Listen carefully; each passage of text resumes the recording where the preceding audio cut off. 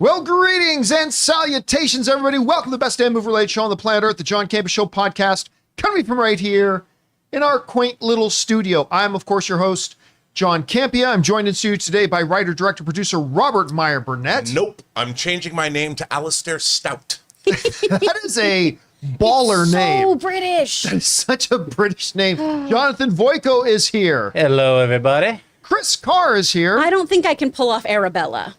Neither could I. Okay. I was thinking about it, and I don't think I could either. Nah. But of course, most importantly, you guys are here. Thank you so much for being here and making our little show part of your day. And here's how today's show is going to go. We're going to start off by talking about a number of topics we got lined up for you guys. And then in the second part of the show, well, that's when we take your comments and questions. If you have a thought, theory, opinion, question, or a topic you'd like us to address, and we'll address it as long as we deem it appropriate to be addressed on the show, go ahead and fire it on into our tip link at www.streamelements.com/JohnCampea/tip. And here's the good news about this tip link. It's actually good 24 hours a day, 7 days a week. So if you happen to be listening to our show on our podcast feed, say either on Apple Podcasts or Spotify or your favorite podcasting app of choice, or if you happen to be watching our show a little bit later in the day when we're not live, you can still send in a comment or question. And if you do when we're not live, we'll just get around to answering it on the next episode. By the way, the show's being done live. And for those of us in our live chat, every once in a while, we like to make our live chat for members only. So members just get to talk amongst themselves. So thank you to all of you guys who are members and enjoy chatting amongst yourselves in the live chat today. All right, guys, with that all down, let's get into it. And we're going to start off with this. Every moment that passes brings us one moment closer to Superman. I'm very excited about it, in case you can't tell. What? And we're starting to get, yeah, I know, it's a mystery, right? Since when? And we are slowly but surely getting more and more information about the film. And now, according to a report, we may know the runtime of the movie. Superhero Hype is reporting the following, that Superman runtime reveals its second shortest in the franchise. They say, Superman releases in the United States theaters this coming July, written and directed by James Gunn. While there have been many rumors floating around regarding what the runtime of Gunn's Superman movie may be, the Twitter account DC Film News is now reporting that according to international distributors, which is where we normally get our information on how long a film actually is, who have just received the update, it will be 2 hours and 2 minutes, or 122 minutes. Okay. Perfect time for a flop.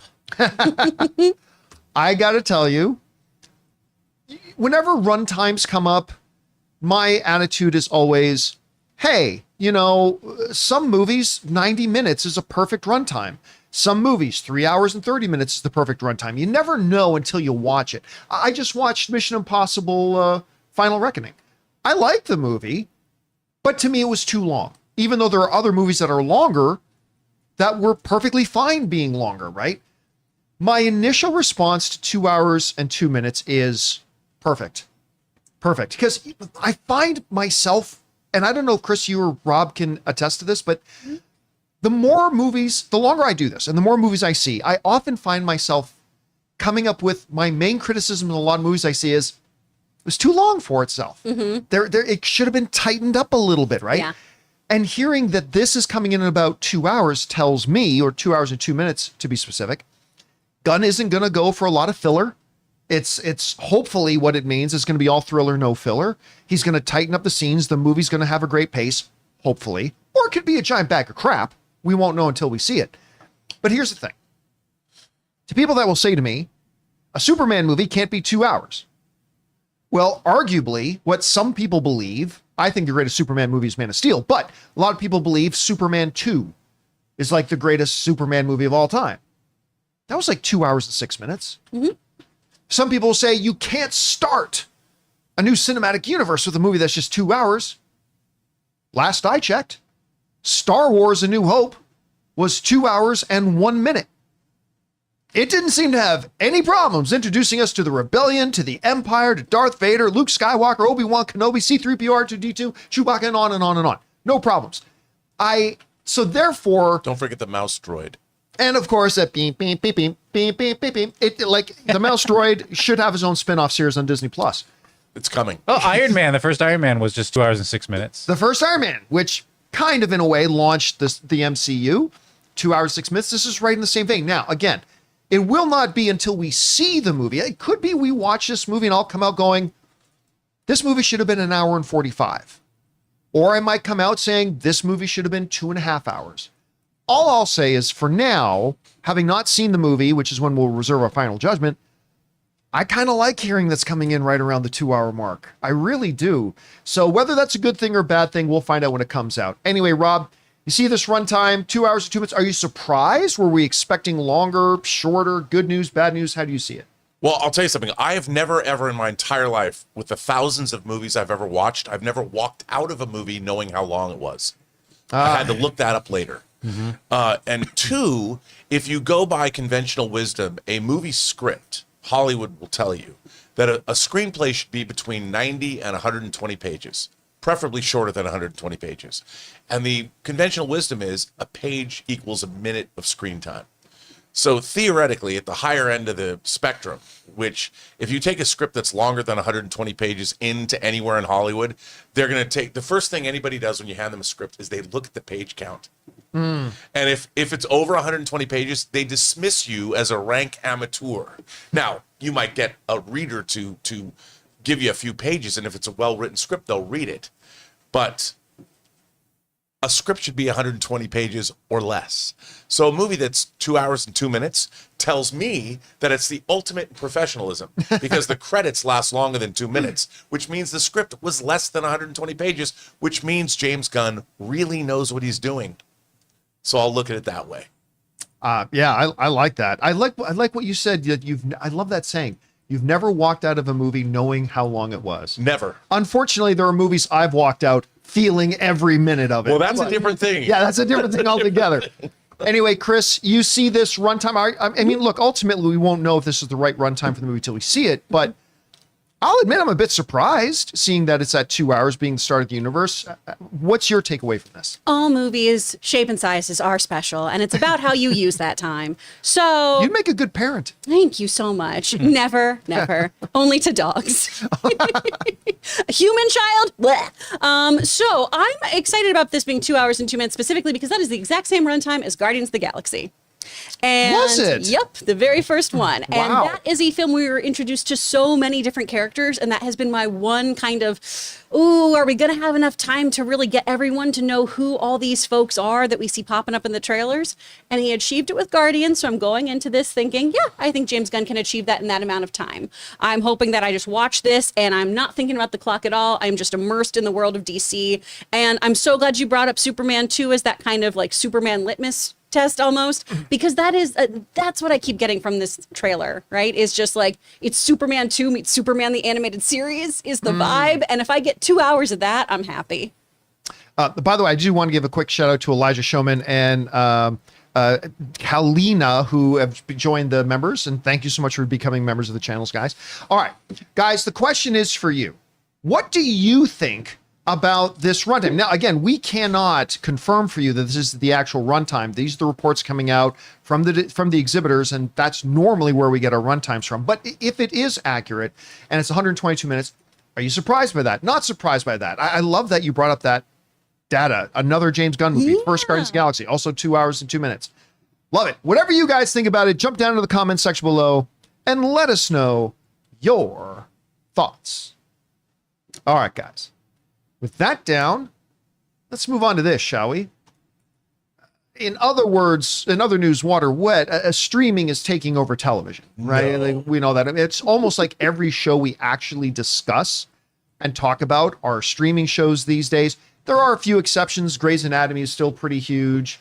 What's the one with the school and the school Abbott teachers? Elementary. Abbott Elementary. Anne loves that show. It is really funny, and it still wins a lot of Emmys. But other than those two, it's almost exclusively HBO, Netflix, whatever else, Disney Plus. Those are the shows we talk about. But during the Wild West, during the COVID era, when streaming really started to really take off, almost unnaturally, it was like the Wild West, man. Not only was like everything trying to go to streaming, but streamers seemed to be in an arms race. Everybody was adopting maybe other than HBO, but everybody seemed to be adopting a quantity over quality arms race, where they were just just shoving new content out the door so quick. The South Park joke, hello, Netflix, you're greenlit. I mean, was like never more appropriate. It was true. But as we've seen streaming start, now that's been around for a while, we're starting to change. We're now getting ad-supported tiers, so it's becoming more and more like traditional cable networks. It looks like we might start to be getting longer episode counts, thanks to shows like The Pit. Well, the other thing that seems to be coming also into fruition is they're now cutting back on the amount of stuff they're doing.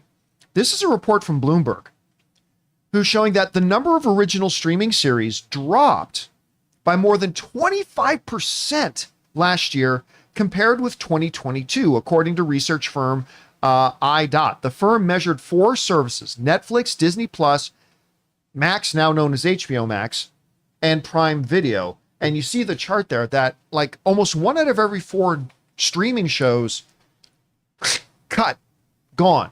They're producing less, they're holding on to less, they're renewing less. Just in general, they're making less. And I can't emphasize enough that even though it sounds counterintuitive as a fan, I think this is very good news. Because quite honestly, it started to feel like there were shows coming out. No, it didn't feel like, it was literally a truth. We were getting tons of shows coming out that nobody would even hear about. Everything was getting lost in the waterfall. Yeah. Like there was just too much, and nobody, like people would write in, some of you guys would write into the show and say, oh, John, you got to see this. And like, I've never even heard of that. I keep my eye on this stuff for a living, and I've never even heard of that. It's, you know, show 17B5X1 on streamer number 4 on your FM dial. You know, I just, you couldn't keep up. You can watch things on FM? I'm sure they'll come up with a way. Also, the problem is you are diluting your content. We talked about this with Marvel a lot, but it's true. When you're a streamer, you have a certain amount of resources, certain amount of time, certain amount of people, certain amount of creatives, all that kind of stuff. If you're producing your own content, if you produce 10 shows instead of 8, well, then you're producing 2 shows that you wouldn't have produced if you were still 8, and it waters down the whole product. So, and let's be honest here, I might be concerned about this if we had a lack of content. It's like, oh no, we're already struggling with finding stuff to watch. How can you? Listen, there's so much stuff out there. I think these streamers pulling back a little bit, it'll raise the overall value, I think, of the stuff that does get out. It'll make it a little bit easier for us to discover good stuff when it is there. So it's a surprising number to me, but I think a welcome one, actually. Anyway, Chris, you're seeing these numbers. They're reporting that with the 4 major streamers, Netflix, Disney Plus, Max, Prime Video, they are now making 25% less shows than they were just in 2022. What do you think is behind that? And is it good news or bad news for us as viewers? I think it's good news for us as viewers, ultimately, because it should be quality over quantity. Right. I mean, how many shows, too, have gone on streaming and had maybe 1 season and then they're canned? Or we have a couple episodes and then we already know this is not being renewed, right? Well, the Kevin Bacon series. What was that called? Where he's the bounty hunter. Yeah. Is it literally called Bounty Hunter? I'm not sure. I can't remember what it's called, where he was like look a it bounty up. hunter hunting demons who escaped from hell. That's why it got canceled. We didn't know the end of Yeah. that. But seriously, it was like, it was number 2 on their charts. Number 2. And still got canceled after 1 Yep. season. Crazy. It's wild. And I think a lot of it has to come The down to Bondsman? The There we Bondsman, go. that's Okay, the The name Bondsman. of it. Thank you. a lot of it has to do with too of just still trying to figure out how to make streaming a viable business for them. They put thousands, millions of dollars into these shows and are trying to figure out what their kind of ROI is on that, right? Their return on investment. And if you are doing high quality shows that are going to cost a lot of money and have excellent A caliber actors, it's going to be really expensive. You do 12 of those series a year, it all adds up. And a lot of them just don't work. A lot of them just kind of die on arrival, or we watch the show, we binge that 1 season, we talk about it for that week, and then it goes away, at least in the case of Netflix, right?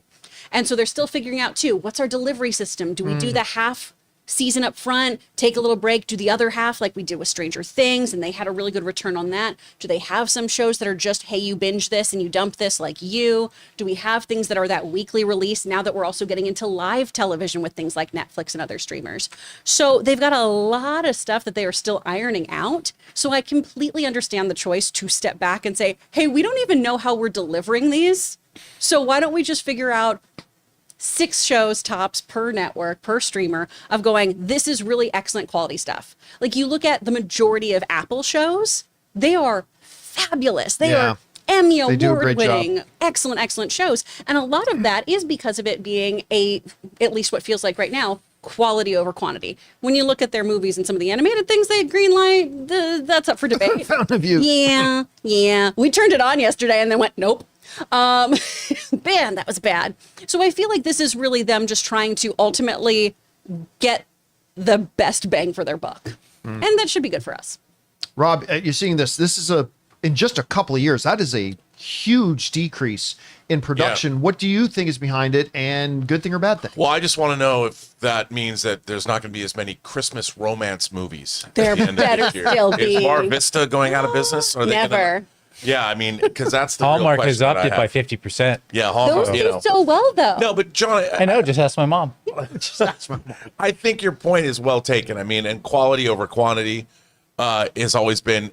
Look, there was an arms race amongst streamers. Like, we have to. There's only, we can't let anyone else watch this. We have to make our shows. So appointment television can only be our. And what I think they came to realize was that, look, people are not. We don't have loyalty to a network or a streamer. We have loyalty to good shows, and that's where churn comes from. And the fact is, I mean, if a stream like Apple does not have as many shows as Netflix, so Not you're remotely, never, not even remotely. So, and Netflix had a decade head start on people. So Apple is never going to get the numbers that Netflix has. So Apple can concentrate, aside from Guy Ritchie's new film, they can concentrate on making the kind of quality we get For All Mankind. We get Severance. We get those kinds of shows. Silo, another great adaptation. And we should be happy with that. So it doesn't surprise me that a lot of shows they're going to cut back because they need to concentrate on getting eyeballs. Great shows, people watch them again and again and again. So I would imagine that what they don't watch is shows that aren't good. So to have a network full of shows that aren't great or mediocre at best in this kind of climate where you can go from network to network that gives you great programming. They need to be called the CW. Man. Riverdale. We're getting arguably the best shows ever. Yeah. So people are going to look for quality always. So it's probably better that there isn't as much money being wasted on shows that people aren't watching. All right, guys, the question is for you. What do you think about this? According to this report that Bloomberg has out there, there's a 25% reduction in the amount of series that are being made on streamers. I actually think it's a good thing. I don't know. How do you feel about it? Whatever you guys think, jump down to the comment section below and leave your thoughts there. All right. With that down, let's move on to this, shall we? There have been a couple of moments in my career that have excited me the most. Announcing that Star Wars was coming back after we thought it was gone forever. Announcing that they had finally greenlit Deadpool 3 and we're going to get Deadpool and Wolverine together. This will be number 3 if it actually happens. Christopher McQuarrie, or McHugh, the director of the new Mission Impossible, longtime collaborator of Tom Cruise, is saying that he and Tom Cruise are still very seriously talking about getting their Les Grossman movie made. This will be a day that will be long remembered. It has seen, the end of Kenobi. It will see the birth of Les Grossman. According to Variety, their headline literally reads, Mission Impossible director Christopher McQuarrie says Tom Cruise is still, quote unquote, very serious about making a Les Grossman movie. It ultimately comes down to what that character is.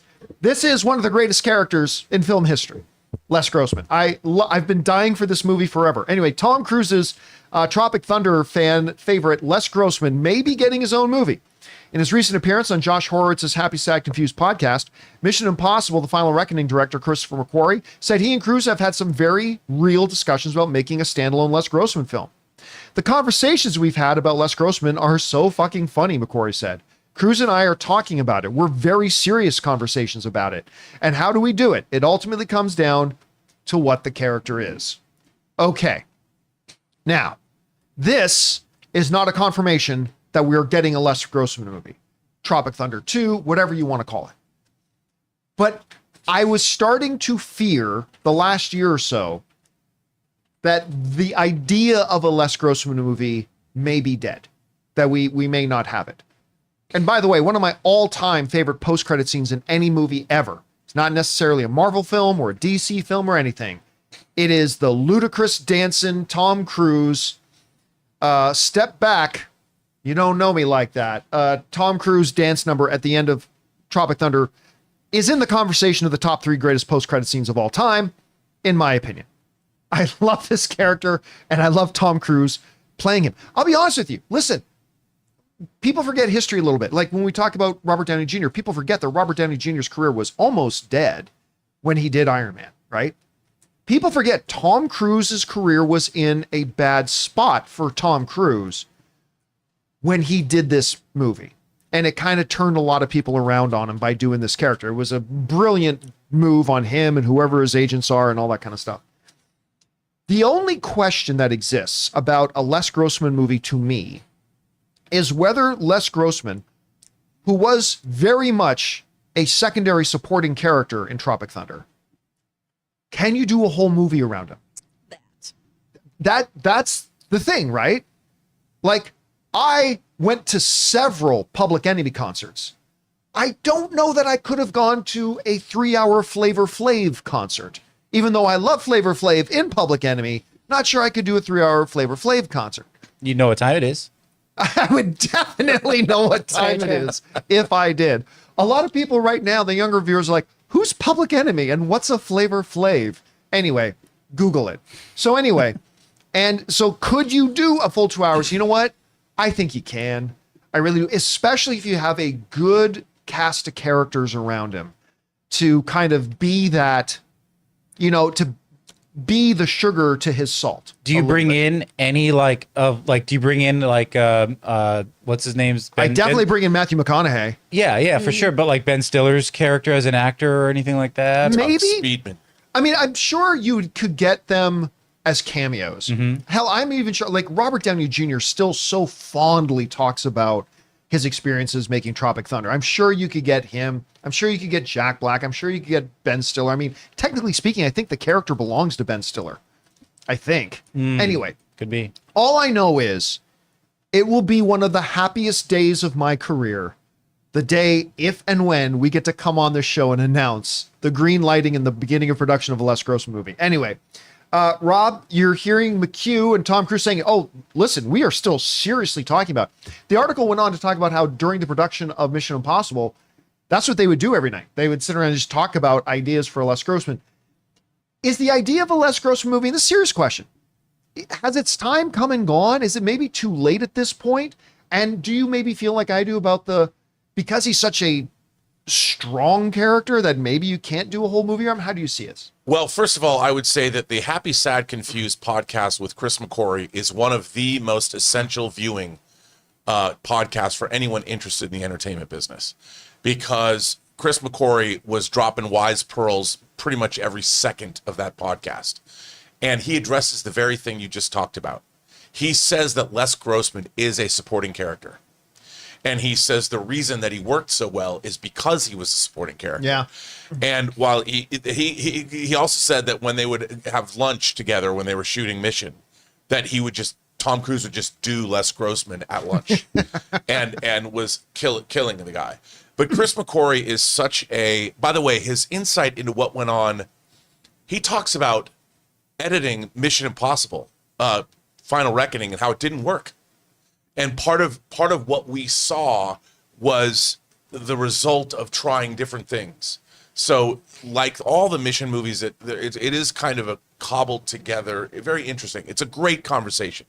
But I think that, first of all, Les Grossman could always work because the character is great and Tom Cruise gave it his all. Yeah. But like you pointed out, the movie, it's got to be like The Devil Wears Prada, where Les Grossman's Meryl Streep, you know, and it's Anne Hathaway who's the main character, and you get in you've got to have somebody who has Hollywood dreams and gets a job working for Les Grossman, the greatest producer in Hollywood history, and that's how you get in.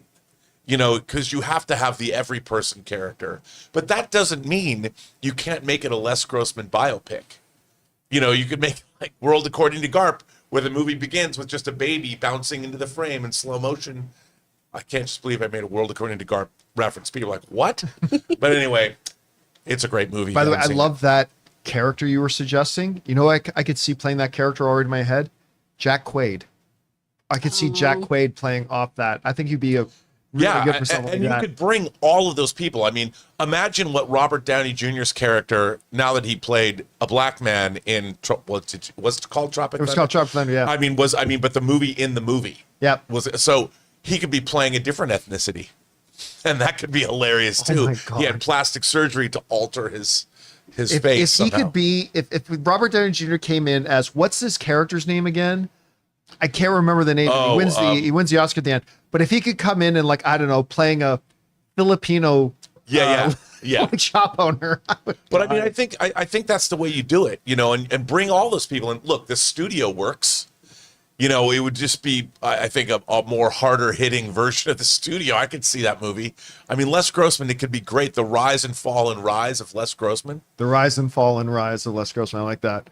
Chris, you hear about this? Mm-hmm. Good idea, bad idea. And here's the question we haven't even asked. Do you actually think this will happen? Oh, well, first of all, that actor that Robert Downey Jr. plays is Kirk Lazarus. Lazarus, right. Thank you, Mr. I, in the chat for putting that in there. So it could happen. Sure, anything's possible. I'm going to be the wet blanket here who's like, but why? I literally constantly forget about who this character is until you guys bring him up. And I'm like, oh, that guy. That guy. Playa. I don't, it's, and then I see him, I'm like, oh yeah, he was funny in that. But I do have he's a supporting character. I don't really want a whole movie of him.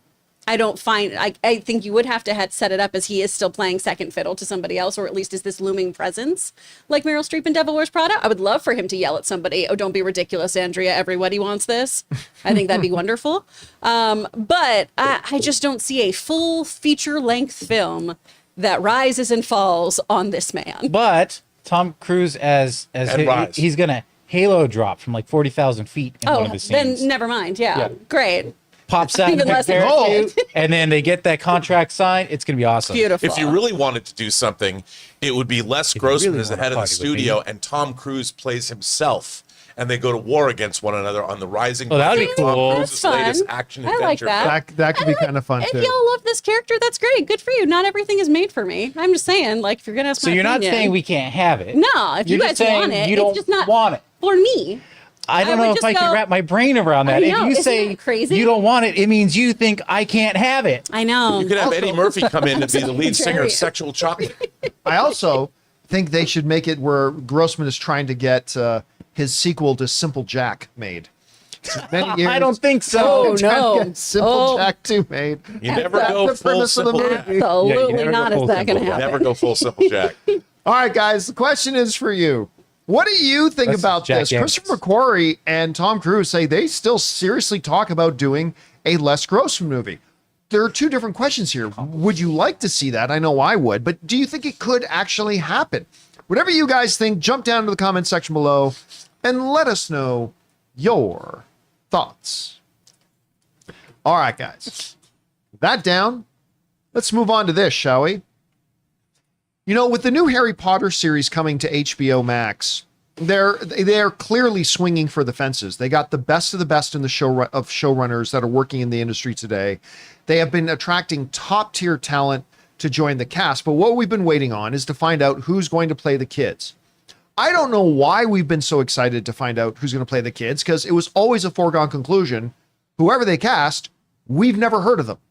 But nonetheless, we still want to get our first look at these scamps who are going to be playing the new trio in Hogwarts. And now we got them. According to Variety, the Harry Potter HBO series has finally cast their Harry, Ron, and Hermione. I'm kidding. I know it's Hermione. In their roles. And you know what? Just looking at them, I see it. I think it's great. Anyway, listen. HBO's Harry Potter TV series has officially found its Harry, Ron, and Hermione. Dominic McLaughlin will play the role of Harry Potter, Arabella Stanton is Hermione Granger, and Alastair Stout, who Chris before the show was pointing out is the most British name you could possibly come up with. Oh my gosh, it's so British. I love it. Is Ron Weasley. More than 30,000 actors auditioned for the lead role since HBO launched an open casting call last fall. Filming is expected to begin this summer. After an extraordinary search led by casting directors Lucy Beavan and Emily Brockman, we are delighted to announce that we have found our Harry, Hermione, and Ron. The talent of these three unique actors is wonderful to behold. We cannot wait for the world to witness their magic together on screen. They also go on to talk about some of their backgrounds. The Harry Potter roles launched Daniel Radcliffe, Emma Watson, and Rupert Grint to worldwide fame in the early 2000s, and the HBO series could very well do the same for McLaughlin, Stanton, and Stout, who are largely newcomers. McLaughlin acted in Grow, an upcoming comedy on Sky starring Nick Frost, who is also going to be in the Harry Potter series as Hagrid, and Golda Rochevelle, I hope I'm pronouncing that right, while Stanton starred as Matilda in Matilda the Musical on West End. Guys, that's their version of Broadway. Mm-hmm. This child starred on Broadway. Anyway, Harry Potter will be Stout's first major role. Okay, so the first thing we're probably going to look at is just the kids. They're adorable, they're cute. That kid was born to play Ron. And I'm not even talking about the red hair, because you can dye any kid's hair red. That kid was born to play Ron right there. I mean, they just look adorable. And again, the fact that they were able to find a kid this young who literally has a couple of years of quote unquote Broadway experience is mind-blowing to me, which I'm excited about. So look, obviously I don't know the work of any of these kids. We knew that going in. We aren't going to know who any of these kids are. So hopefully going through 30,000 auditions, 30,000 individuals of talent, and they've come up with these three, hopefully it's going to be good for it. But here we are. We've got the three. Anyway, Chris, we've gotten our first glimpse of them. I think our first glimpse is all we've really got. But what do you think about the casting for Harry Potter? Oh, man, I'm so glad you brought up the moment of, who are they? Because it's like that episode of Justice League where Lex Luthor and Wally West body switch, and he unmasks the Flash, is like, I don't know who this is. That's how I felt watching these kids. Or Thanos looking at Scarlet Witch. Yeah. Who are you? So I'm really excited to have these unknowns who have like theatrical chops, theater chops under their belt. That's really awesome. Obviously, they have to have incredible chemistry because these kids are put through the ringer doing so many chemistry tests, being paired up with different people throughout that, which if anyone's ever done that, it is so weird and bizarre because you can't fake that chemistry. And it's just you being popped in with random people going, well, do we seem like actual real friends when we've known each other for 5 seconds? And kids tend to do way better with that because they're not judgmental and are usually like, sure, let's just try to hang out and kick it. I'm really excited to see these three. I think they just all look adorable too. Look at this little group. Look at these scamps. What a bunch of rascals. They're going to get in trouble. I love them. You know, here's the key though. The key, like, listen, again, I'm gushing over the fact I did the same thing when they cast, I'm forgetting the name of the actor now who played Cyborg in Justice League. Who played Cyborg? Why am I freezing on his name? Oh, But he was great. yes. Anyway, but I remember where you at? I got all excited about him because he literally had Broadway experience. Yeah. And I'm like, that's an Broadway experience. Ray Fisher. Ray Fisher. There we go. And he has a hot toy now. You of are Cyborg. an actor's actor if you can do Broadway, right? So obviously I'm kind of gushing about the fact that they literally found a little girl with multiple years experience as the lead of a West End stage production. That's insane. But they're still children.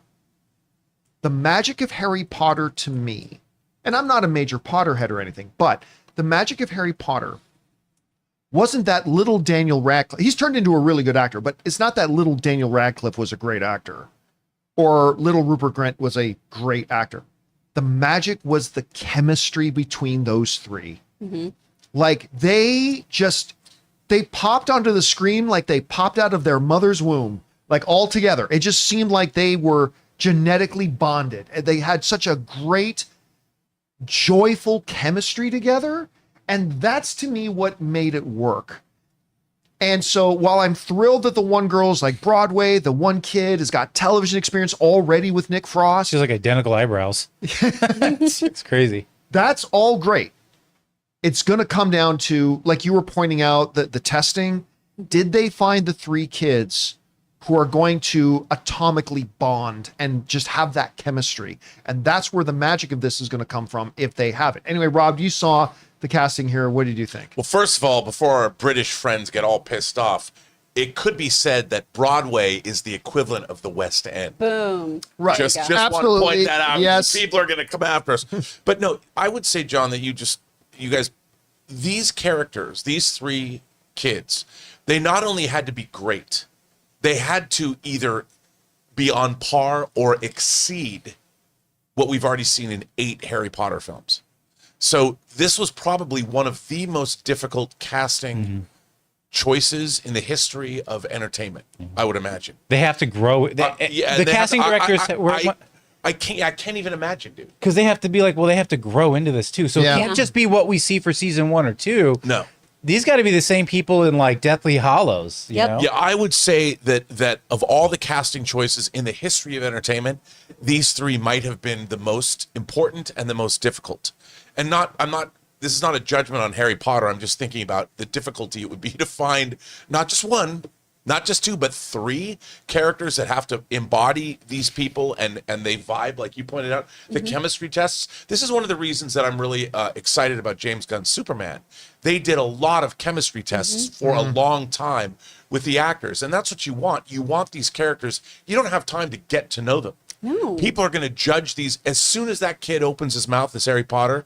If he doesn't, whatever the first word he utters is, if he isn't grabbing you the way Daniel Radcliffe did, they've lost. Which means to me, they already know that they've won. So this is probably the greatest casting job in the history of all entertainment. The last time I can think about something that would be this extensive and this thing and this key to the right casting was when they were trying to cast Anakin for the Star Wars prequels, right?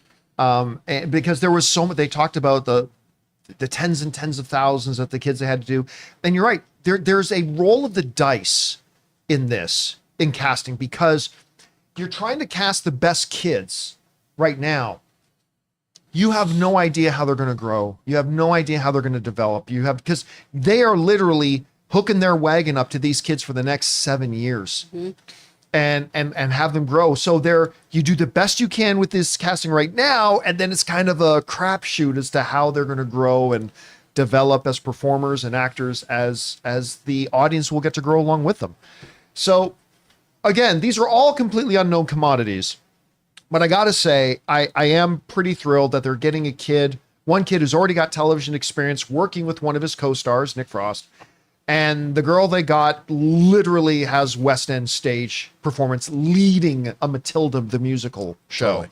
So, I mean, you can't do any better than that on paper. So we'll see how it works out. Will they have that chemistry, guys? The question is for you. What do you think about it? Do you think this group of kids are going to be able to bond together like we saw the original kids do? Will they have that same chemistry? Whatever you guys think about this, jump down into the comment section below and let us know your thoughts.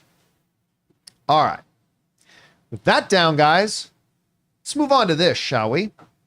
You know, in the past week or so, we've talked a couple times about some James Gunn stuff, some Superman stuff, and a lot of people have been saying to us, John, they've already said that James Gunn isn't going to Comic-Con. James Gunn's not going to Comic-Con. And whenever they would say that, I would go, I don't recall hearing James Gunn saying he's not going to Comic-Con this year. Well, put all those doubts to rest. Because not only did James Gunn just confirm that he is going to Comic-Con, him and John Cena, but he's going to talk about all things DCU. This comes to us here from the San Diego Comic-Con blog that wrote, James Gunn has confirmed on Threads that he will be at the panel along with John Cena, although it's only going to be the 2 of them. Just James Gunn and John Cena. Will only be the 2 of them. Gunn did say that he will quote unquote talk about everything though, which could mean that DC studio fans could still get an early look or tease of some of the upcoming slate. This is the Threads conversation it came from. One of his followers said, so there will be a special Peacemaker panel at SDCC, or will it be an all-encompassing DC Studios one? To which James Gunn said, it's just me and John and Peacemaker. Though, of course, I'll talk about everything. All right. So this is the little key piece that I think a lot of people have been waiting for, because it hasn't been. I mean, I hadn't heard that James Gunn confirmed that he was going to be at Comic-Con before, but I certainly didn't hear him say that he wasn't going, which is what some of our viewers were writing in, and maybe that came from somewhere. Not sure. So for him to say, we got a couple key things here. One, there's a panel. Two, just him and John Cena. I'll be honest with you. If you had told me that James Gunn is indeed doing a panel at Comic-Con, I would have thought for sure Millie Alcock would be on it. I would have thought for sure that Jason Momoa would be there, maybe even walk out and introduce the new Batman. But let me get to that in a second. But it's saying it's just going to be him and John Cena, and that he will be. The third thing is he is going to be talking about everything. So he's going to be probably talking about Brave and the Bold. He's probably going to be talking about Lanterns. He's going to be talking about Peacemaker. He's going to be talking about Supergirl. Of course, Superman will already be out, I believe. Superman will be out already. So there's all that. Now, just because he says it's just me and John Cena, that doesn't mean there couldn't be some surprises. Yeah, that's what I was thinking. So right now, the Vegas odds on what would those surprises be?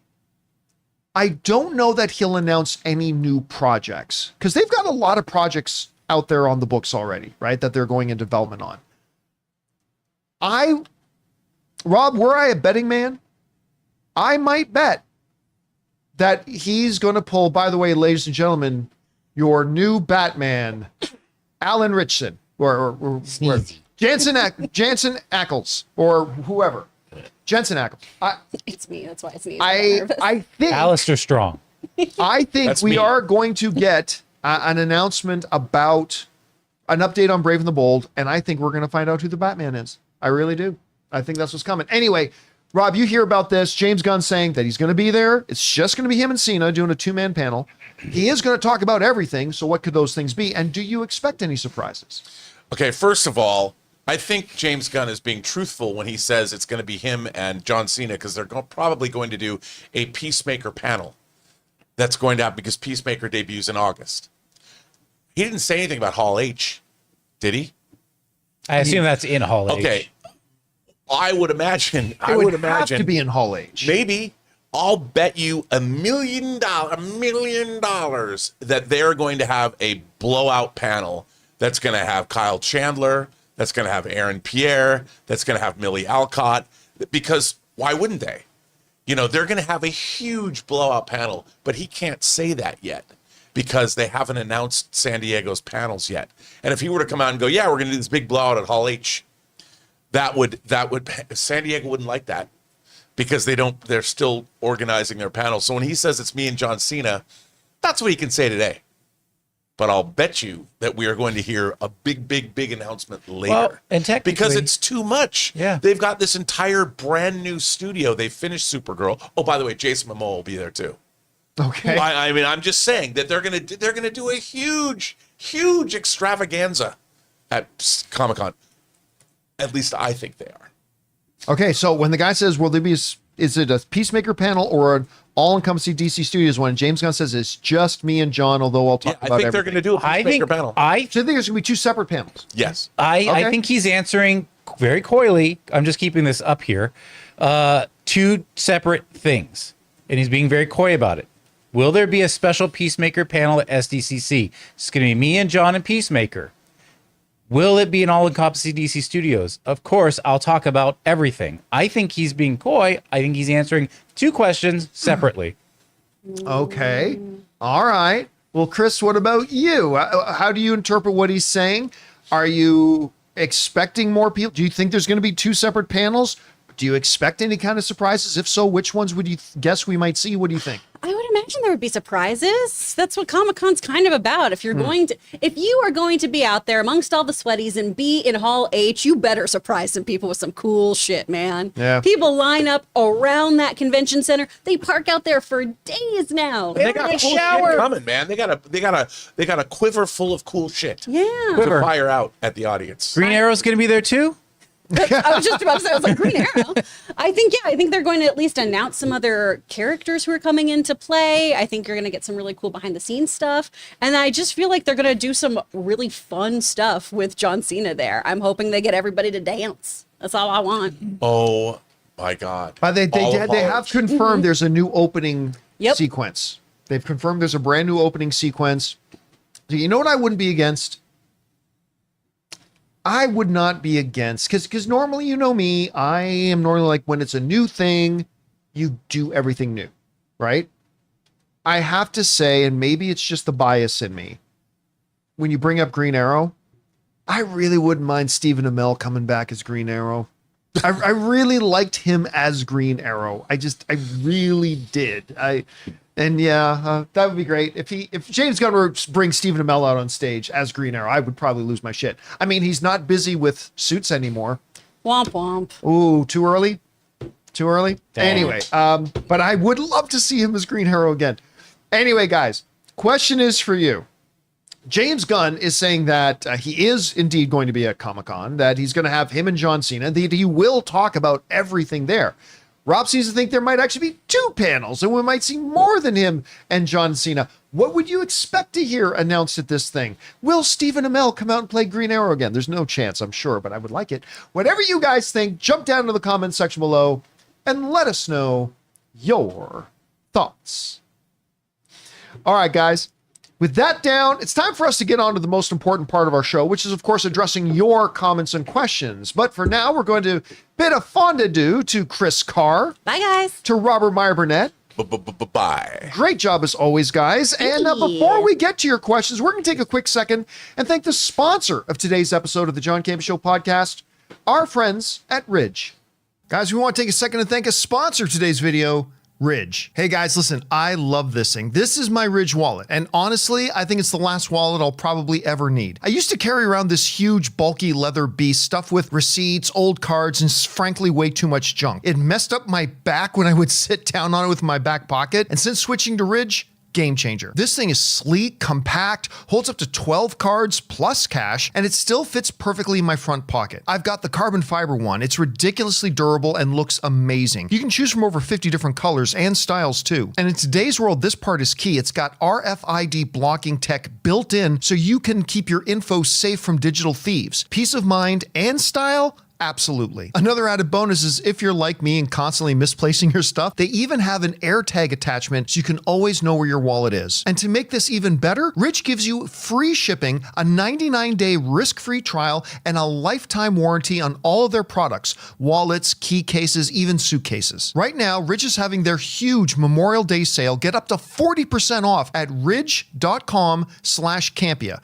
That's ridge.com/Campea. And after you buy, tell them our show sent you because it helps a lot. And thank you to our friends at Ridge for sponsoring today's episode of the John Campea Show podcast. All right, guys, with that down, let's get on to the most important part of our show, which is, of course, taking your comments and questions. We're going to start off by getting caught up on a couple of questions that we didn't have time to answer yesterday. So what are we starting off with here, John? Jake says the last week of June is going to be insane for binging. First 3 episodes of Ironheart on the 24th, the entire 4th season of The Bear on the 25th, and the entire 3rd season of Squid Game on the 27th. Wow. What was the second show? It was The Bear. The Bear. I got to tell you, I'm not super excited about any of them. I didn't think the Ironheart trailer was all that great. So I'm hoping it's good, though.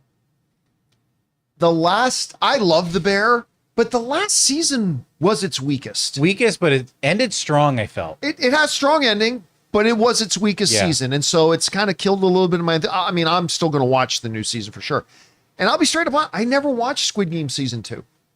I really liked Squid Game Season 1, but every piece of marketing I saw for it didn't just all look like the same show.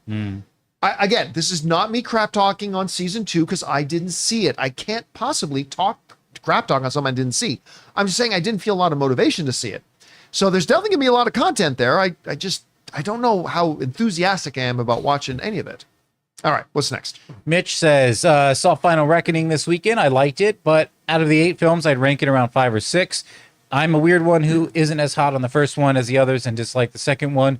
That second submarine sequence, though, might be my favorite in all of MI. Oh, I hated the second one. I didn't love the first one. I really didn't like the second one.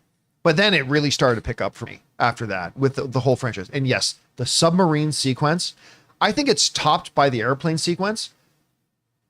Even so, that submarine sequence is like seizure inducing. It's so stressful. It's so stressful. And I mean that in every positive way imaginable. That whole submarine. So I'm not spoiling, but there's a submarine sequence. You see that in the trailer and it's incredible. It's so good. All right. What's next? We got Caden who says, hey guys, hope all is well. I know we're not getting any Inhumans, but do you think we'll get characters from Marvel rivals into the MCU like Magic or Squirrel Girl or maybe even Jeff after that reboot? I could see Squirrel Girl like in the background training a class at like Xavier's School for Gifted Children or something. Maybe. I mean, by the way, so many people are throwing around the reboot. They're not rebooting the MCU. Yeah, I don't get that part. They're not rebooting it. I mean, it's kind of like a new era. Yeah. But it's not a reboot. Then again, I don't know for a fact that they're not either. So just throw that out there. I don't know. I mean, listen, they're part of the problem of the MCU that the MCU has developed over time is it's just got too many characters. And I think they're going to have to be very careful now that they're bringing in the glut of X-Men characters as well. They got to be very careful how many characters they bring in because it takes something away from the cinematic universe, I think. Well, John, it doesn't in the comics. I know.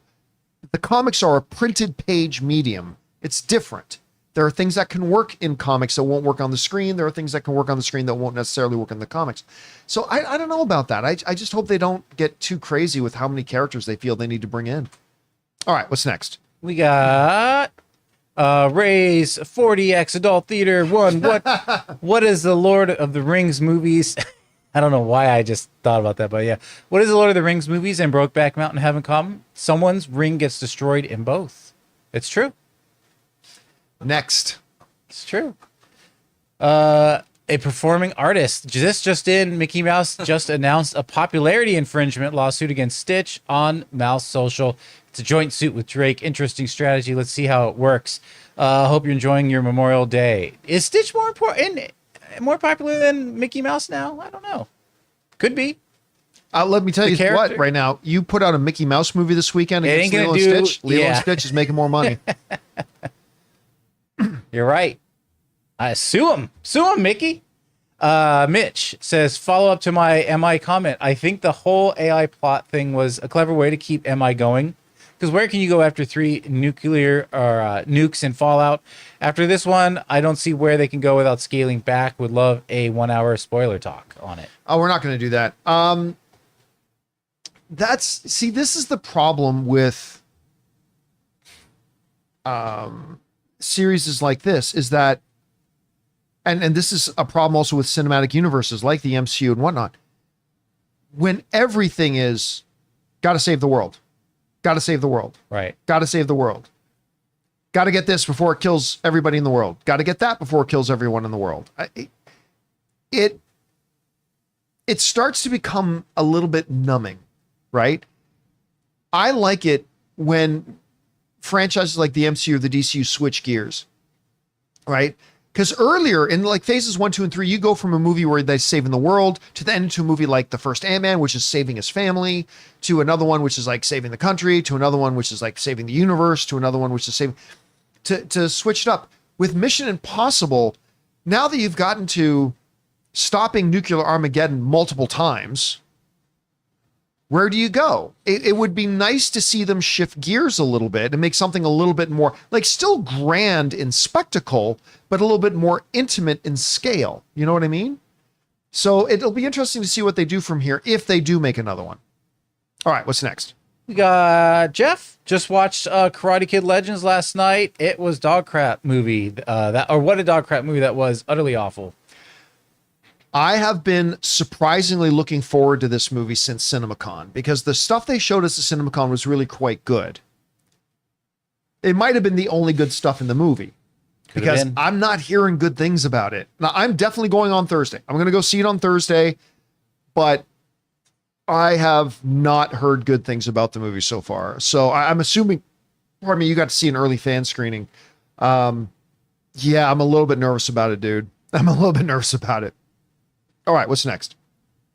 Joe Adonis says, hi, John. Jonathan Ray from Variety. Mission Impossible director Chris McQuarrie says he and Tom Cruise are very serious about making a standalone Les Grossman movie. It ultimately comes down to what that character is. Yeah, well, obviously we covered that. I cannot even put into words how much and how badly I want this to happen. I want this Les Grossman movie. So Tom Cruise, Christopher McQuarrie, if somehow this gets passed on to you, please, please, please, scrap everything else you're working on.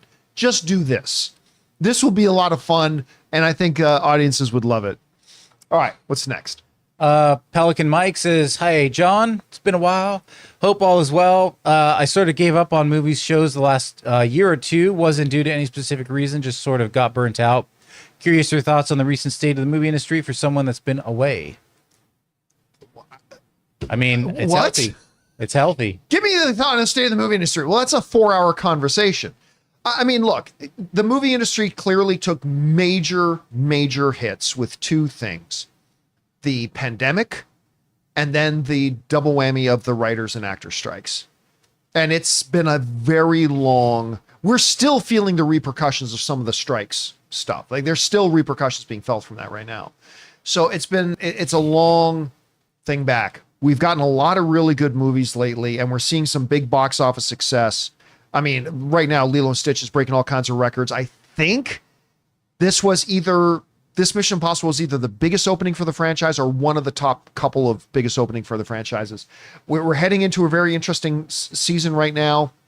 I mean, we got just in 1 month, we're going to have in 1 month of window, I should say, we're getting Fantastic Four, we're getting Jurassic World, we're getting Superman. I mean, so you'd have to be more specific when you say thoughts on the movie industry. Well, what of the million branches of the industry are we talking about? What specifically? But I still love movie going. All right, what's next? And Viv says, can you help me understand how the same pros who couldn't need more time to make the movie because everything is meticulously thought out would be the same pros who didn't realize the best release date until cameras started rolling? Different departments. Completely different departments. Yeah, and you can hang on to a completed film for a year before releasing if you want like to. You're talking about, well, wait a minute, if they know how to build the car, how come the paint job wasn't good? This is different people. Look, when you're talking about making the film, as a matter of fact, they're two entirely different companies. They're two entirely different organizations. Let's just for illustration's sake, right? Let's look at Spider-Man. One company, Marvel and Disney, make the Spider-Man movie, but then another company entirely, Sony, decides what to do with that movie and how to distribute it and where to put it. Even in companies like Disney, Marvel can make, say, a Captain America movie, but Marvel themselves are not the distributors. They're the production company. So then the distribution arm of Disney steps in and takes over and decides where to put that movie. And they base that on a lot of different criteria. Also, things that happen in the movie industry will not change the production, shooting schedule, whatever of a movie, but they could change when a distributor may decide where to put the movie may be in its best interest. Right? So like the production company will have their script, they'll do all the previs, they'll build the sets, they'll start working on the visual effects before the cameras ever start rolling, and then they have their line producers step in and take the script and methodically break down hour by hour when scenes are shooting, the locations they're going, how much time they need, all that kind of stuff, schedule their wrap date, and then if you're Marvel, you also schedule a number of weeks for reshoots because they do that for every one of their movies. And then you know exactly when it's going to be done. But that group of people that does that are not the same people that decide where and when to put the movie when it's finished. Now, 95% of the time, they stick with what initial date they have. If you're a distributor, though, and you're looking at the changing landscapes of what's coming out when with you and other studios, you can suddenly look at a favorable Christmas season, which is the biggest box office season. It's not summer anymore. It's the Christmas season. Is the biggest box office haul window to put out a movie. The distributors on their end may then go, you know what? This moved here. This moved from that studio. The foundation is really good right now for us to take this movie and drop it in Christmas season. And we can do that with the second movie as well. So it's done that because it's not the same professionals. It's a totally different group within the organization that has a totally different set of criteria for determining their next steps. So anyway, that's that. Anyway, what's next? We got Matt who says, "Hey John, what are your thoughts on A24 doing an Elden Ring movie? If you're not familiar, Elden Ring is a dark fantasy video game that won Game of the Year in 2022. Its world building and background lore came from the mind of George R.R. Martin." Yeah, and it frustrated a lot of my friends who like the game very much, but they also found the game very frustrating. I have not heard that A24 is doing it. I think I heard something about that, although now, has A24 acquired the rights, or have they greenlit and they're going into production? Right, on it? I don't know. Because that's two very different things. Again, I haven't heard anything about it. If they do, great. It's a super popular game, like you pointed out. It won Game of the Year. The game, although I thought it was 2023. Anyway, Alex Garland set to direct live-action Elden Ring movie for A24. Alex Garland. Deadline reported this 4 days ago. I never even heard of that. I never even heard that story. Listen, if it actually happens, and I have my doubt if it does, A24, can they pull together the kind of budget it would need to make that kind of a movie? Anyway, it sounds great to me if they can do it. Alex Garland's an interesting choice for that, but not a bad choice. I'm saying it's an interesting choice. Anyway, I haven't read anything about it, so I can't comment on it very much more beyond that. All right, what's next? Bry Guy, what's more likely, standalone sequel to the Bob's Burger movie, but straight to Disney? Another attempt at a live action Powerpuff. I don't think that's never going to happen. Or Seth Rogen making an actual Kool-Aid. Well, there are actually two separate productions about Jim Jones right now in pre-production. Yeah, that's actually going to be a real movie, but that's not. Yeah. Oh yeah, yeah. It's not the one we're all wanting. I don't think any of those happen, to be honest with you. None of them should happen. Although, I mean, Ray might feel differently about the Bob's Burgers thing. Yeah, I wouldn't mind a sequel. But he said about the movie. He said it's straight to Disney Plus. So. But what did you think about the first Bob's Burgers? I thought it was great. I'm not into musicals that much, but Bob's Burger actually. It had musical numbers. I wouldn't call it musical. I do like the musical numbers that Bob's Burgers does. They do like their own lyrics to well-known older songs. It's very catchy sometimes. But yeah, I wouldn't mind another Bob's Burgers movie. I mean, we're obviously not getting new episodes on TV right now. Yeah. So that kind of sucks.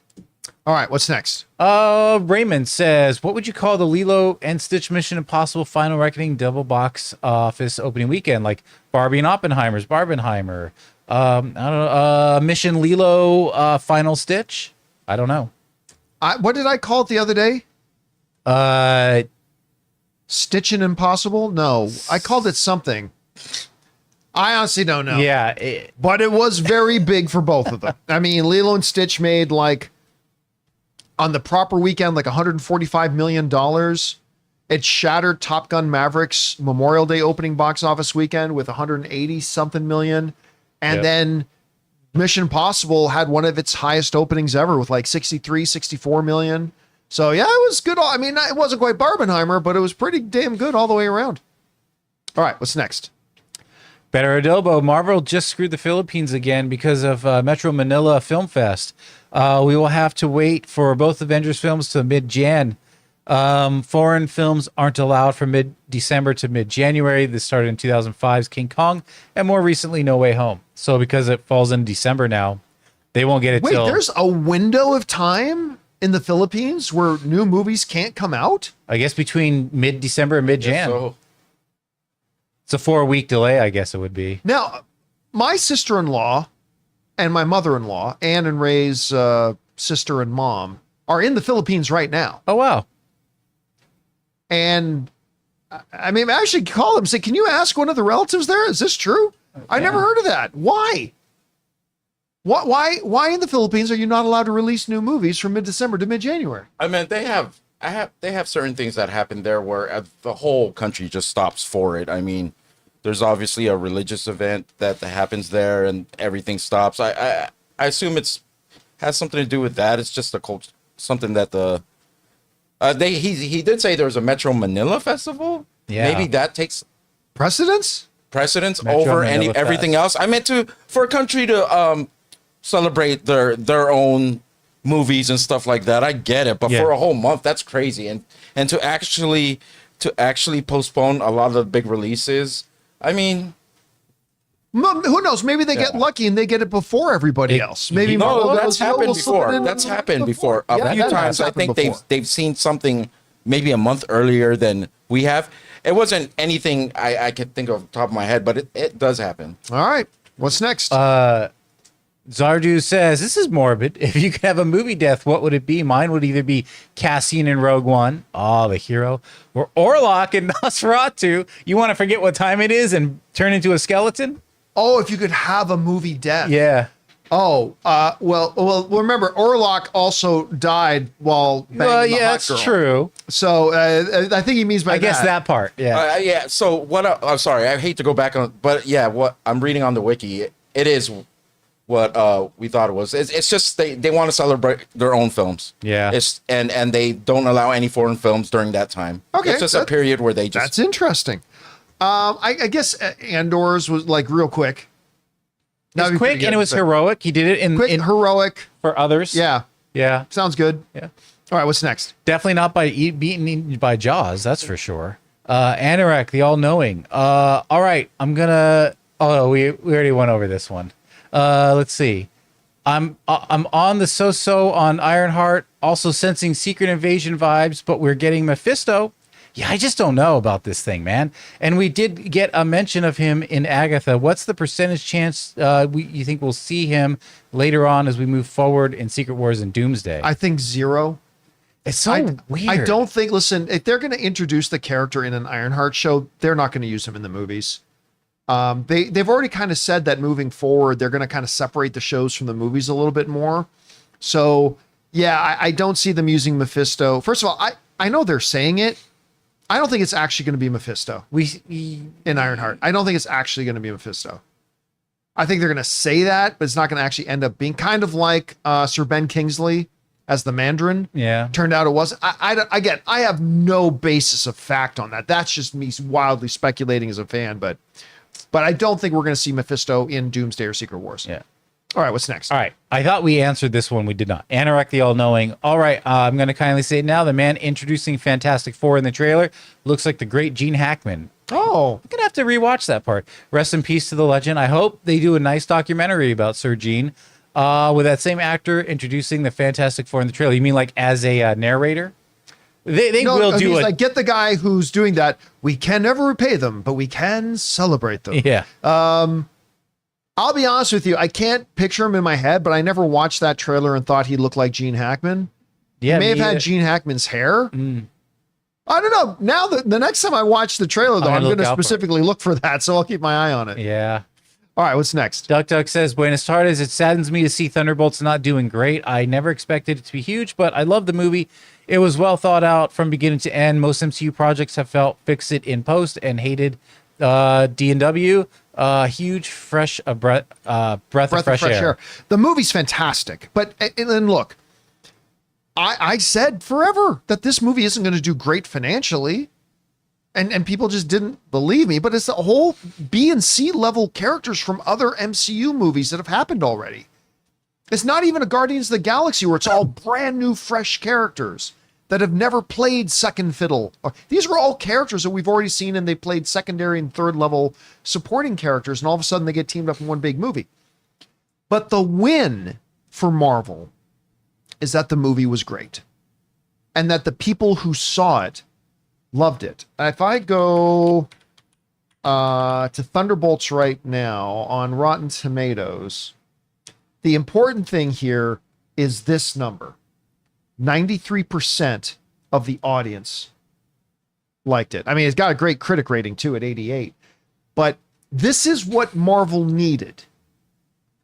Marvel needed for people to go to an MCU movie and love it, because that has happened less and less over the past couple of years, right?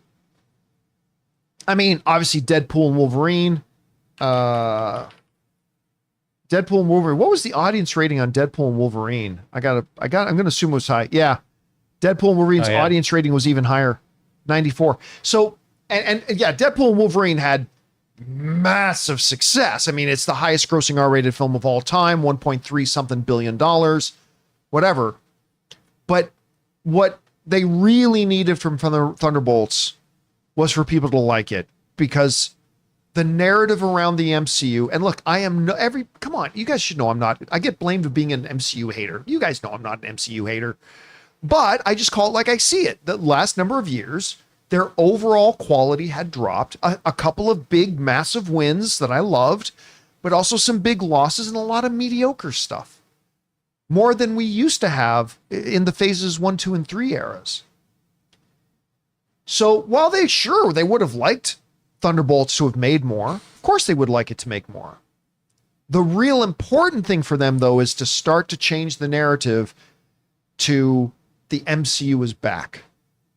And how many reviews and reactions did we read about Thunderbolts where it started off with the MCU is back? Especially coming off a thoroughly disappointing Captain America Brave New World movie. Anthony Mackie deserved better than the movie they gave him in that. They really need it to be good, and that will pay dividends later for other movies. The fact that many people went to go see Thunderbolts and loved it and enjoyed it and talk about it, that will pay dividends later on. You don't always see the big return on investment immediately. Sometimes the bigger return on investment comes later, and I think they're going to get that with Thunderbolts. All right, what's next? Mike Ruchetta says, hey, John, The Last of Us uses future days as the theme of the game. If I were to ever lose you, I would lose myself. That's a quote. And game Ellie loses herself. Acts cold, taking revenge. In my opinion, season 2 did not do that. We see her in pain, but not changed by that pain. I think so. I think can't fucking disagree with you more. You didn't see the complete change in Ellie from season 1 to season 2? She reveals it when she catches each person. I mean, you see it even a little bit more when she doesn't. I mean, listen. As a matter of fact, some people complain about she's too different from season 1 to season 2. I mean, again, I'm not taking away from your perception of it. Your perception is every bit as valid as mine. I'm saying I had a radically different perception than you did. I saw that, especially when she kills the first girl, you could see that's the real her. That's the real her now. Again, I made this comparison, and I stand by it, in the same way that little Bruce Wayne actually died in that alley with his parents and the Batman was born. I kind of feel that way about Ellie in this, is that the sweet kid died in that chateau when Joel was murdered and a monster was born. Druckmann and Mason have always talked about the fact that the real story of The Last of Us is the cycle of violence.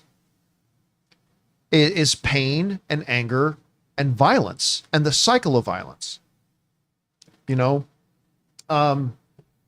Abby kills, what's the kid's name that she kills? The one who's the father of the child. Anyway, she kills him. Well, she killed him because Ellie killed her friends. But Ellie killed her friends because Abby killed Joel. But Abby killed Joel because Joel killed her dad. Well, Joel killed her dad because he was going to kill Ellie. And it's this cycle of violence. And that's the underlying theme of the story, is the cycle of violence. And what pain and anger and revenge do to people. And that's one of the reasons why ever since the game came out, I have loved the story of Last of Us 2. And I really think they did show that. I know your experience with it didn't. I respect that. But for me, it really did. And that's part of the reason why I liked it so much. All right, what's next? Anonymous says, Fountain of Youth screenwriter is credited with Zodiac, White House Down, Amazing Spider-Man, Independence Day, Resurgence, and Scream from 2022, among others. Do you think the studio asked for I don't know what FOY is, or why was it likely a spec script they bought off of him?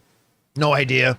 And listen, the reality is it doesn't matter how good a writer or a director is. Everybody has bad days at the office. Everybody does. Steven Spielberg has made bad movies. Martin Scorsese has made bad films. It's just everybody has bad days at the office. So, I mean, I don't know if he got hired specifically to write Fountain of Youth or if he wrote it on his own and then sold it as a script. I have no idea what the history of that is. But it's not a good movie. And I love everybody involved. And you know what? Here's the other thing. He might have written a great script. But it's all in the script is the starting point. It's then got to be manifested. So he might have written a really good script. Who knows? It was still a Indiana Jones and the Last Crusade complete ripoff. But he might have written a great script. So it's really hard to say. All right, what's next? Andy from Sarnia, Ontario with a $20 tip. I love Sarnia. How did you all enjoy the Last of Us finale? I liked it. I may have enjoyed it even more had they cut between the Ellie story and Abby story over a 13 episode season. Doing the two stories separately worked really well for the game, but TV is different. Well, you know what? I have my doubts. I think Catherine O'Hara said, oh, the next one's going to be really about Abby. I think they're going to change that from the game. I don't think it's just going to focus on Abby. I think it's going to be kind of intermixed a little bit. Here is my basic feelings on the finale. I loved it as an episode. It did not feel like an appropriate season finale, though. It didn't feel like a season finale at all, actually. And I think that's a problem. The episode was solid. I loved it. I gasped and I was like horrified and all that kind of stuff. So it was a good episode, but it wasn't a good season finale. And literally, I watched it and the episode ended and it totally felt like there was going to be another episode next week. So they should have planned that out better. They should have organized that a little bit better. So when we came to the finale of the season, it truly felt like a season finale. Season 1 felt like a season finale. This did not. It feels like we just interrupted the story midway through, and that kind of frustrates me a little bit. All right, what's next? PC Master R, here we go. Hey, John, Superman runtime scares me and some DC fans because the hour 20 or 122 minutes may not be enough. It also reminds me of Justice League 2017 runtime, which was short. Guardians of the Galaxy was around 120 minutes, so I hope it leans to Guardians of the Galaxy rather than Justice League situation. Are you worried? No. The greatest movie of all time, Star Wars, was 2 hours and 1 minute. It was the introduction to a brand new space cinematic universe, and it's the greatest movie of all time. I know that's up for debate, but to me, greatest movie of all time. What many people, not me, but what many people consider to be the greatest Superman movie of all time, it was right around that exact same time mark. I think it's 2 hours and 6 minutes. And a lot of people consider that the greatest Superman movie of all time. And like you pointed out, Guardians of the Galaxy, brand new characters. Brand new corner of the Marvel Cinematic Universe, what hadn't gone to outer space really up until that point. 2 hours and 2 minutes. Also directed by James Gunn. I would be more worried if they said it was 2 hours and 45 minutes. So that's the difference between me and a lot of other film fans is like, I would have gotten more worried had they come out and said 2 hours and 45 minutes. Cause like, man, that movie's going to drag in places. That movie's going to feel too long in places. It's going to have some scenes that are dragged out. It's going to have unnecessary scenes. People aren't going to commit to going. Yeah, I just 2 hours and 2 minutes to me, perfect, but I say that having not seen the movie. When I see the movie, I might feel it's too long. I might have thought, man, they needed to cut 15, 20 minutes out of this. Or I might feel that it was too short. I might go into the movie and say, man, everything felt rushed. All I'm going to say is some of the greatest movies of all time have been cinematic universe beginning movies of all time. Have been 2 hours long. They didn't feel rushed. They felt perfect.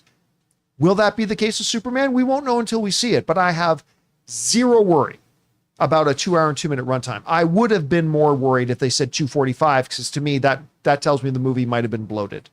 And it might not have been. It might have been perfect at 2 hours and 45 minutes. But my initial feeling, having not seen it, I'd be more worried about that than I am about a solid 2 hour runtime. All right, what's next? Gamer J, as a Potter nerd fan, since I read the books as a child, I think they have casted a pretty solid child actors for the three main characters who have a little experience already, and mainly they are British. So yes, you won't feel out of place American accents. I don't think it was ever an idea that an American kid was going to play a British. I think they were open to it.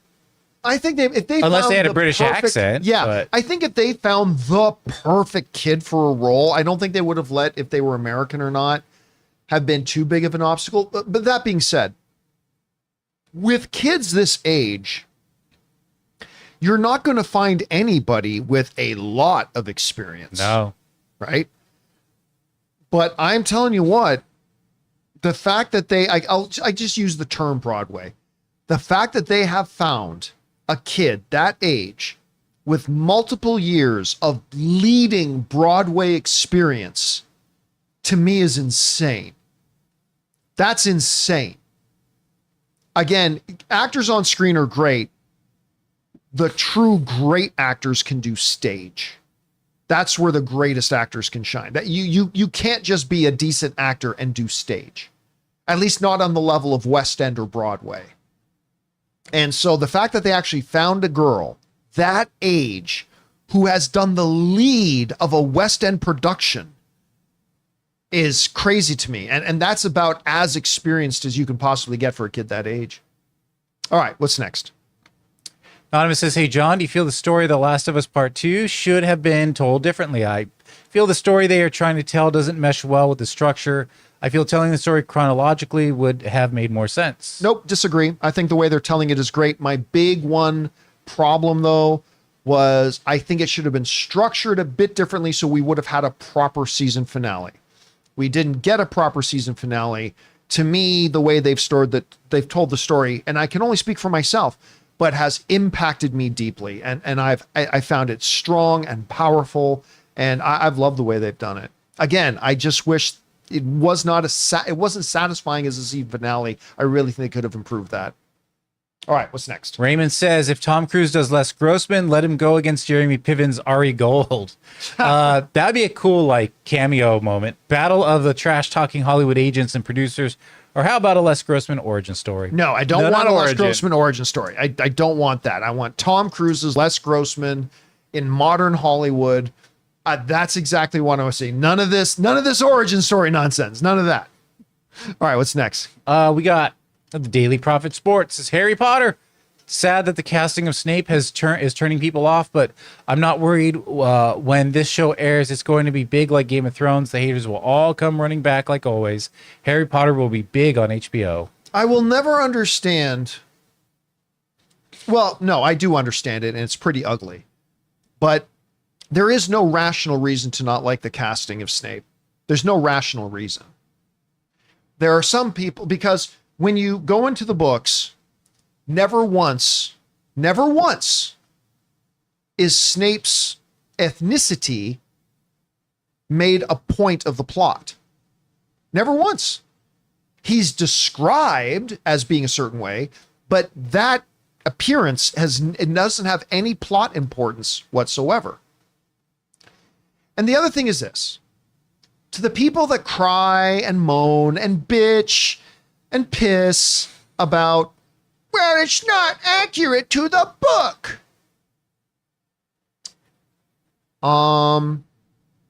Did you like who they cast as Snape in the Harry Potter movies? Did you? Because if you did, you're a hypocrite. Because in the books, Snape is supposed to be 31 years old. When they shot the first Harry Potter movie, he was 55. So don't cry to me. Don't pretend like, oh, your issue is just, oh, I wanted to be accurate to the book, and then say you like the casting of Snape in the original movies, because that was totally off. Yeah. That was decades off. Decades off. And you had no problem with it. And well, you shouldn't have a problem with it, because it wasn't really important or vital to any plot point in the movie. And so you were able to get Alan Rickman come in and play a wonderful Snape, even though he's completely the wrong age Yeah, if you for look the at way it is in the book. If you look at the flashback moments where they were like children, it's like, well, this wasn't them being children in like the early 70s. This was supposed to be like the mid 80s or whatever. How is he that young in the flashbacks? But you know what? But you didn't have any problem with it. And again, you shouldn't have a problem with it because it wasn't vitally important to the narrative. Right. And Alan Rickman turned in a great performance. And that, at the end of the day, is all that matters. I don't give a shit that he was like 25 years off in his age. Doesn't matter. You do the movie a little bit differently and it turns out great. So anyway, it's totally preposterous. Acting like a bunch of Slytherins, says Patrick. Yeah, I mean, basically that's it. I mean, so listen, I will give credit to this. If you're concerned about the casting of this guy as Snape because you've watched his other work and you just don't feel like he's that good of a performer, by the way, he's an award-winning performer, but if you just like, man, I've watched this guy's work and he just doesn't work for me as an actor, nothing wrong with that. Absolutely nothing wrong with that. If you've just seen his work and you think he's not actually that good, I got no problem with that because it's subjective. It hits us all in different ways. But a lot of it is just like, yeah, black people. Just grow the fuck up. Grow the fuck up. Anyway. All right, what's next? We got Raymond, who says Marvel and DC announced their first major crossover in 2 decades. Marvel's Deadpool and Batman in September and DC's Batman Deadpool in November. It's not Justice League of America Avengers big, but I hope James Gunn and Kevin Feige consider this for a crossover. Never. Never going to happen. Publishing rights and are it shouldn't so, happen. No, and it shouldn't happen. Publishing rights are so different dealing with that than the right of movies. Way different. And hoping audiences pay for tickets to go see it. Yeah, and it's a 1% of what the revenue of the movies to print. Exactly. Yeah, so no, and listen, DC and Marvel have done crossovers in the comic book pages many times. Well, not many times, but numerous times. Right? So it's great for a printed comic book, super easy, no complications, whatever, but it's not going to happen in a movie, and I don't think it should. All right, what's next?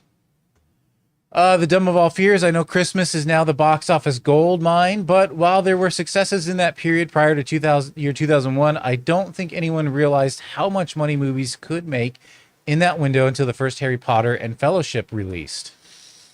It's possible. Maybe it's true. I mean, I don't know how long it's been true. But I know the number one, this surprised me, the number one box office single day of every year of the year, the single day where most people go to movies is Christmas Day. That shocked me when I heard that. Totally shocked. And I don't know how long that's been true for. Maybe it's a relatively recent thing, or maybe it's been forever. I don't know. Could have caught on with popularity, and people are like, "Oh, that does seem fun." Yeah, but I guess it makes sense because even the whole Christmas season, right?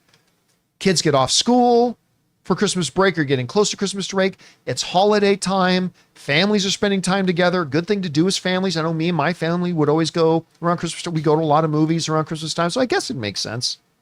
All right. What's next? All right. That was the last of our tips, but we got some members here. All right. Let's get over to our member questions. Stuart says, since you're a good Canadian kid, I know you like the band Rush. Yes, I do. I always wondered if you ever had a chance to watch the documentary on their final tour called Time Stand Still. Highly recommend. A beautiful story about the band, their difficult decision to stop touring, and their 40-year relationship with their fans. Never did see the documentary. I don't watch a lot of musical documentaries, to be honest with you. Like, other than U2 Rattle and Hum. I do. I love them. Rattle and Hum? Oh, no, I love Rattle and Hum, but I love music. This Rush one? Well, I love any rock and roll documentary because I love the history of rock and roll. And so it's just like, oh, man, I love those. But yeah. Yeah, I do know it was not just a Canadian thing, but like music lovers anywhere when Neil Peart died, man.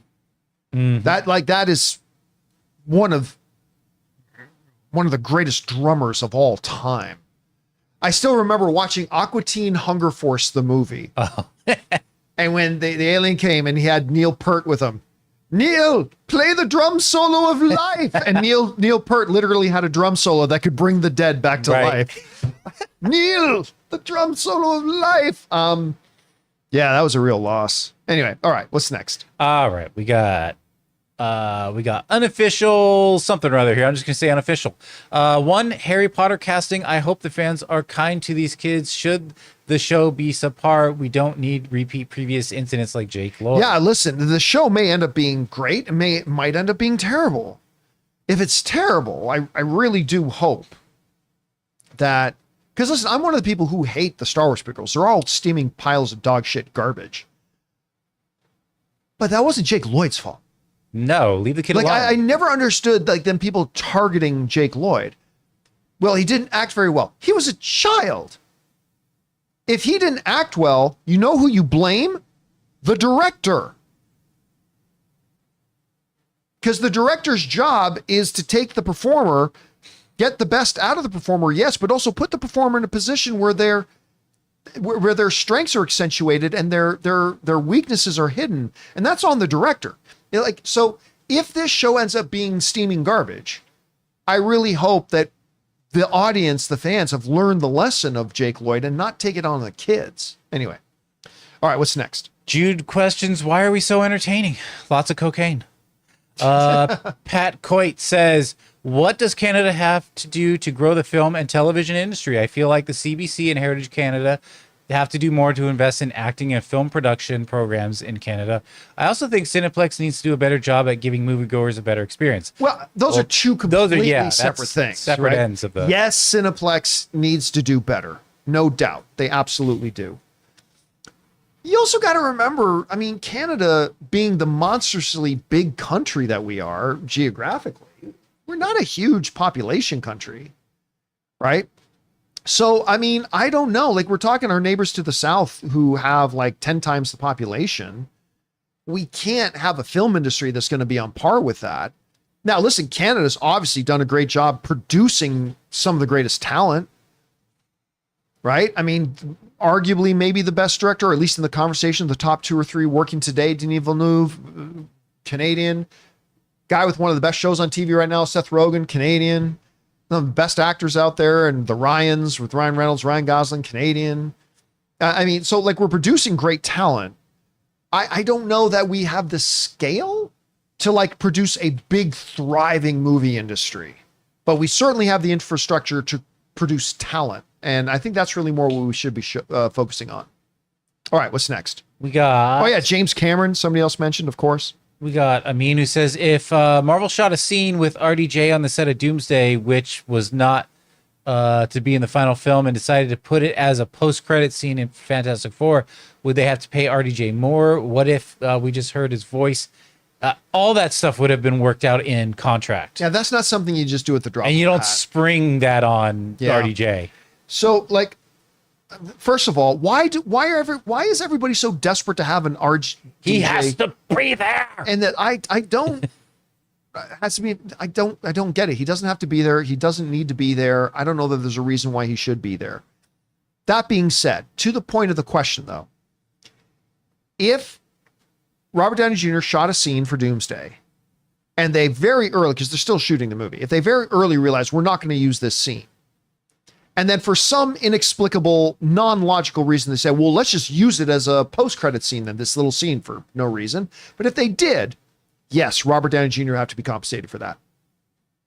Now, obviously, he wouldn't get a $50 million payday as if he had to be in the whole movie. Right. But they would have to compensate him for that. And most importantly, it would hurt the movie, because whenever you put something in a movie that doesn't need to be there, it hurts the movie. So, again, maybe Robert Downey Jr. does show up in a cameo in Fantastic Four. I still don't think he does. I don't think he will, but who knows? We'll find out. All right, last question of the day. This is kind of interesting. Alan says, hey, Campy Crew, with the success of Lilo and Stitch, do you think it will get a sequel?